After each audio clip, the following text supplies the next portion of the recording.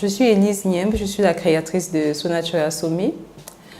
Je suis maman de 4 enfants, mariée depuis 15 ans. Je suis également littéraire de formation.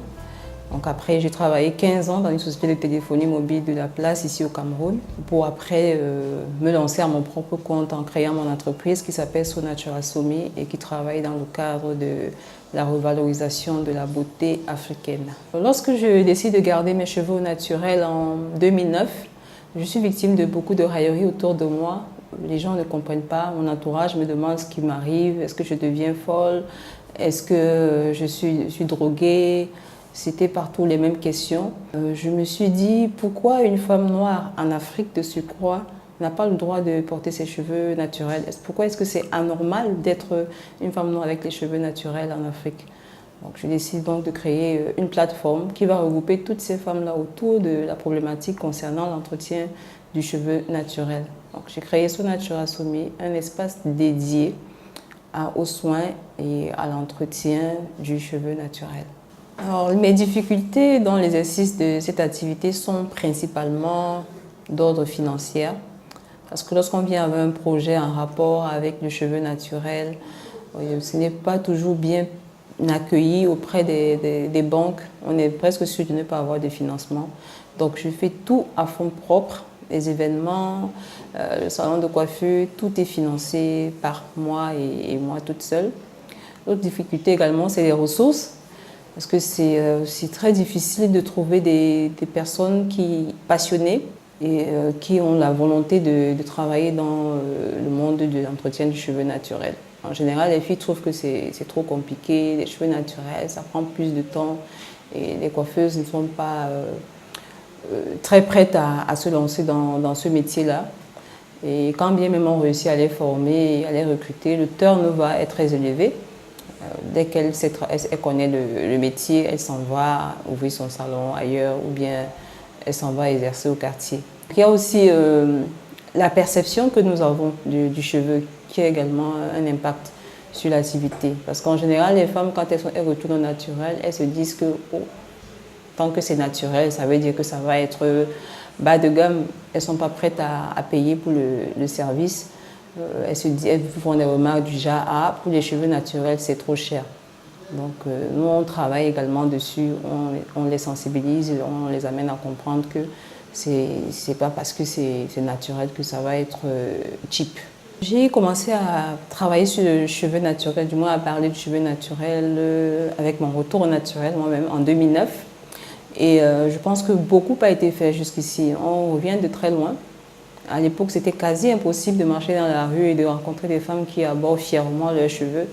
Dans les rues de Douala, de Yaoundé, de Bafoussam, aujourd'hui, on rencontre beaucoup de femmes qui portent leurs cheveux au naturel. Donc, c'est une grosse avancée. Donc, en ligne également, on a beaucoup de boutiques en ligne, voilà, ici au Cameroun, qui vendent des produits adaptés aux cheveux naturels.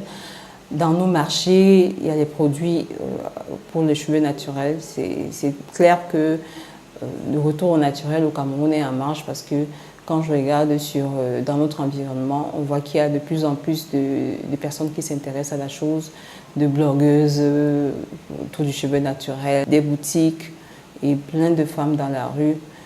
L'autre indicateur aussi, ce sont les événements, les meet-ups que j'organise. Il y a de plus en plus de monde.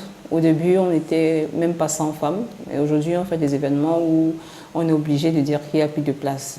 Le dernier événement, on avait 300 femmes qui portaient tous leurs cheveux naturels. Donc c'est dire qu'on revient de loin. Et quand je regarde dans le rétroviseur, je suis très contente d'avoir participé à cette belle aventure. On est déjà sur le bon rail, mais il y a encore beaucoup de choses à faire. Il faut qu'on continue à éduquer. Alors, ça passe par l'éducation. Il faut qu'on continue vraiment à éduquer les femmes et même les hommes, qu'on continue à éduquer l'Africain en général à s'aimer, parce qu'il s'agit de ça. Il faut désapprendre tout ce qu'on nous a appris. Il faut qu'on désapprenne et qu'on réapprenne maintenant. On nous a dit le cheveu naturel est laid, il n'est pas beau, il est difficile à coiffer. Il faut aujourd'hui qu'on sorte ces idées de nos têtes et ça passe par les meet-ups, ça passe par des conférences. Il faut qu'on continue à éduquer et à passer l'information.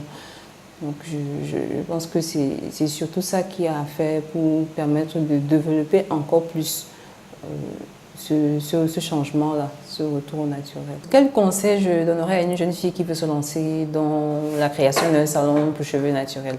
Je vais déjà lui demander à elle de revenir au naturel, d'avoir les cheveux naturels si elle n'a pas les cheveux naturels.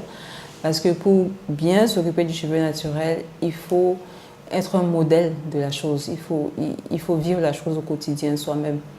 Les clients font plus confiance à une coiffeuse qui elle-même porte les cheveux naturels qu'à une coiffeuse qui a les cheveux défrisés et qui vous dit « Oh, moi je vais prendre soin de vos cheveux naturels ». Donc il faut qu'elle revienne au naturel.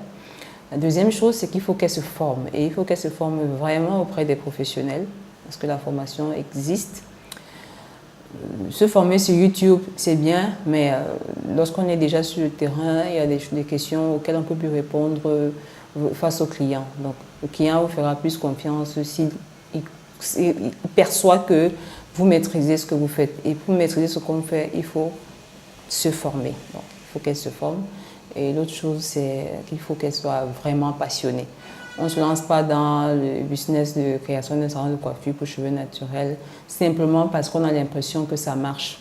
Toutes les personnes qui y vont parce qu'elles ont l'impression que ça marche, sans être passionnées, finissent toujours par se casser la figure. Parce que c'est la passion qui va alimenter le feu qui va vous permettre de tenir lorsque les difficultés vont se présenter.